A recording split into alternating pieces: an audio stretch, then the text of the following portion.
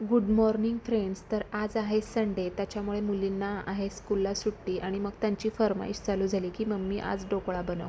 तर त्यासाठी मी इथे 1 वाटी तांदूळ, अर्धा वाटी डाळ आणि पाव वाटी मूग डाळ असं रात्रीच भिजत ठेवलं. तर कमीत कमी 5 ते 6 तास भिजवणं मॅन्डेटरी आहे. त्यानंतर सकाळी त्यातलं पाणी उपसून घ्यायचं आणि मिक्सरला छान असं वाटून घ्यायचं. तुम्ही याच्यामध्ये कढीपत्ता, मिरची, कोथिंबीर ॲड करू शकता. त्याचप्रमाणे हळदसुद्धा टाकायची आहे. तिखट तुम्ही तुमच्या चवीप्रमाणे कमी जास्त करू शकता. तर इथे छान असं मिक्सरवर वाटून घेतलेलं आहे. अगदी पातळ नाही आणि अगदी घट्ट नाही, मीडियम कन्सिस्टन्सीमध्ये आपल्याला हे मिश्रण मिक्सरवरती छान फिरवून घ्यायचं आहे. एकीकडे मी स्टीमर गरम करायला ठेवलं आहे पाणी घालून आणि दुसरीकडे हे पीठ काढून घेतलेलं आहे मिक्सरमध्ये फिरवून. त्यामध्ये अर्धा लिंबाचा रस, चवीपुरतं पिंक सॉल्ट वापरलेलं आहे मी. त्याचप्रमाणे पिठी साखरसुद्धा वापरलेली आहे. 1 पळी तेलसुद्धा घातलेलं आहे आणि छान मिश्रण मिक्स करून घ्यायचं आहे तुम्हाला. तर तुम्ही बघू शकता की मिश्रण किती छान आहे आणि याची कन्सिस्टन्सीसुद्धा मी व्हिडिओमध्ये तुम्हाला दाखवणार आहे. या कन्सिस्टन्सीमध्ये तुम्हाला हे मिश्रण बनवून घ्यायचं आहे.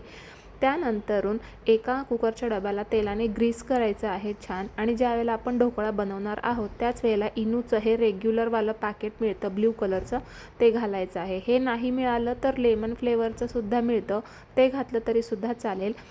इनो घातल्यानंतर छान असं मिश्रण फेटून घ्यायचं. तुम्ही बघू शकता की मिश्रण किती छान फसफसून वर आलेलं आहे.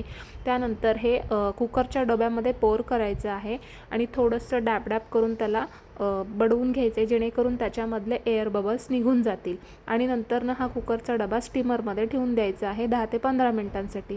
15 मिनिटानंतर आपला छान ढोकळा फुगून वर येतो. तर ढोकळा शिजला आहे की नाही हे चेक करण्यासाठी आपल्याला मध्यभागी कुकरच्या डब्याच्या मध्यभागी आपल्याला सुरी ठेवून बघायची आहे. जर सुरी क्लीन आली तर ढोकळा झाला आहे असं समजायचं. त्यानंतरनं इथे मी तडका देण्यासाठी फोडणीला कढई ठेवलेली आहे, तेल घातलेलं आहे. जिरे, मोहरी, हिंग, हळद नाही घातली मी, कारण हळद ऑलरेडी आपण घातलेली आहे. आणि नंतरनं मिरच्या, कढीपत्ता घालून छान तडका तयार करून घ्यायचा आहे. त्यानंतरनं ढोकळ्याचं मिश्रण थंड झालं की आता प्लेटमध्ये काढून छान असं स्क्वेअरमध्ये आपण ढोकळा कट करून घ्यायचा आहे. तुम्ही बघू शकता व्हिडिओमध्ये.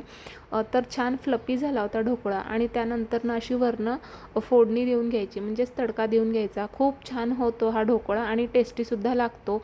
जर तुम्हाला गोड हवं असेल तर तुम्ही याच्यावरती शुगर सिरप घातलं तरीसुद्धा चालेल. तर तुम्हाला माझी आजची रेसिपी कशी वाटली हे नक्कीच मला कमेंट बॉक्समध्ये कमेंट करून सांगायला विसरू नका.